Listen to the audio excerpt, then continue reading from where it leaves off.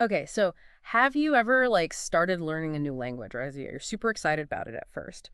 Maybe it's, I don't know, like the idea of finally understanding those cool Korean dramas everyone's talking about. Oh, yeah. Or maybe you really want to order a croissant in perfect French, like a local, Right. but then you actually get into it and bam, It hits you. totally. You hit this like, ooh, wah, those verb tenses in Spanish that just won't stick. Or maybe sounds in like, I don't know, Thai, or maybe that seem physically Well, I've impossible. totally been there. Some languages are definitely a workout for your tongue, that's for You're sure. kidding. It makes you wonder, like, how hard I ask this language really to learn? Is there some way to know ahead of time?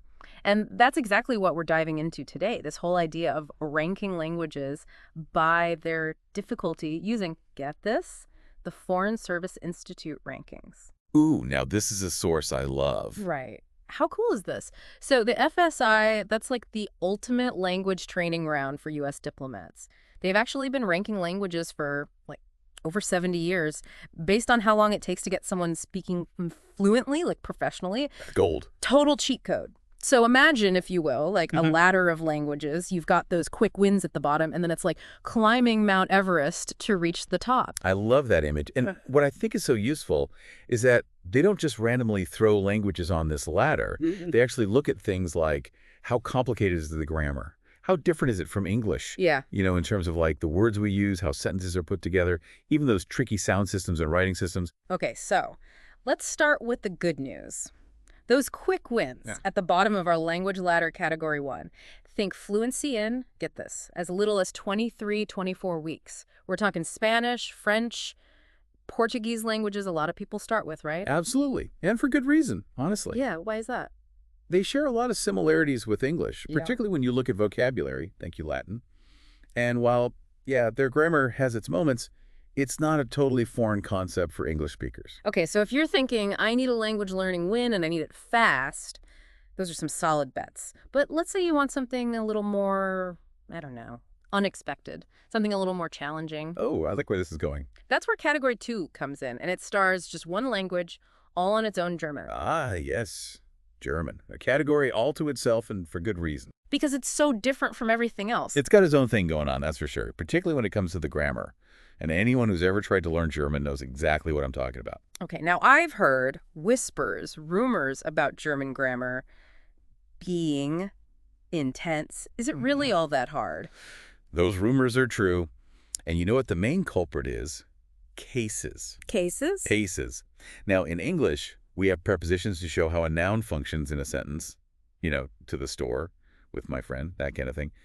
But in German, nouns change their form depending on their grammatical role. Wait, really? Yeah. It's like if we had to change the or a, depending on if a noun is the subject, the direct object, or the indirect object, and then on top of that, if it's masculine, feminine, or neuter, it's a lot to juggle, for sure. Whoa, my brain just exploded a little bit. So we're not even just talking about learning new words, it's like learning a whole new way to think about language. Exactly. No wonder the FSI says it takes around 30 weeks to really grasp German. But you know what?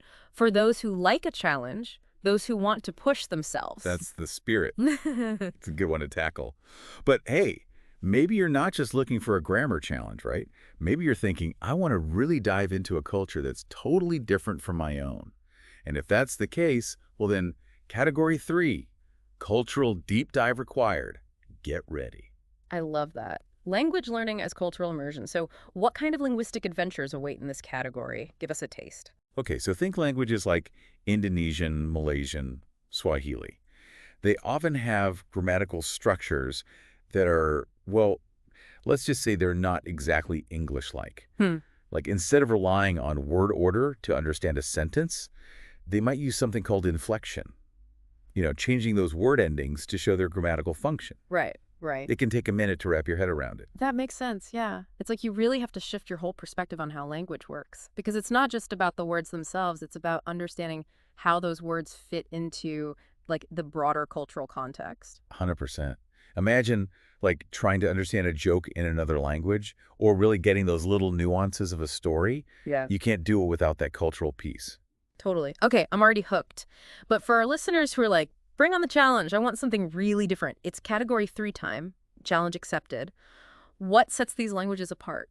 This is where things get super interesting. We're talking about languages like Albanian, Amharic, Bengali. These languages, they are worlds away from English. Grammar, pronunciation, even the writing systems, totally different ballgame. Okay, that sounds like the linguistic equivalent of climbing Mount Kilimanjaro, maybe. So what are some examples of those differences? Like, give us the nitty-gritty. Let's take Amharic, the official language of Ethiopia. Yeah. It uses a writing system called ge'ez, which is syllabic. So if you're used to alphabets where, letters represent sounds, Right, right. get ready for a change. In a syllabic system, each character, it represents a whole syllable. So instead of our 26 letters in English, Amharic has.